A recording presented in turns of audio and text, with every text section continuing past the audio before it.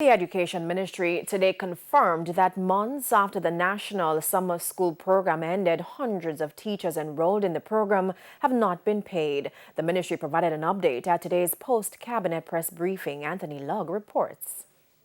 The summer might have come and gone, but over 900 teachers enrolled in the National Summer School Program have been wondering when they'll be paid. On Tuesday, Opposition spokesperson on education Dr. Angela Brown-Burke made this revelation. The summer school teachers are bawling because them don't get paid. Them tired of the letter and the word. They need to be paid. Many of our temporary teachers have also not been paid. So, at Wednesday's post-cabinet press briefing, our news center sought answers from the education minister. I can't stand here and say every single payment has been made, but I know that, where there are outstanding payments, efforts are made to ensure that we have the correct data.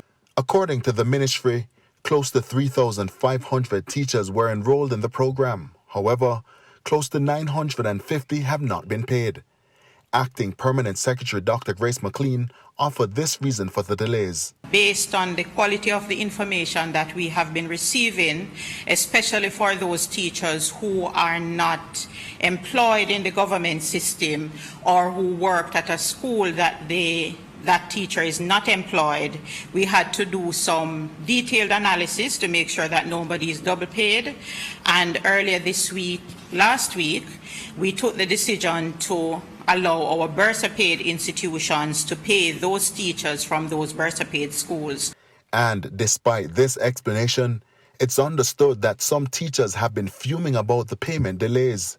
Dr. McLean says the ministry takes full responsibility. Of course, we have to make sure that we have accurate information. Our teachers' TRN must be accurate, the banking information must be accurate, and the team at Central has spent quite a bit of time just calling our teachers to ensure that we have the accurate information, because as we try to input on the system rejects if they are not correct. And so we believe we have sorted out all the kinks, and we are committed to ensuring that by about the 15th of October, we would have completed the payment. So, with all eyes now on October 15 for the funds owed to be paid, this instruction to those who still may not receive payment by that date.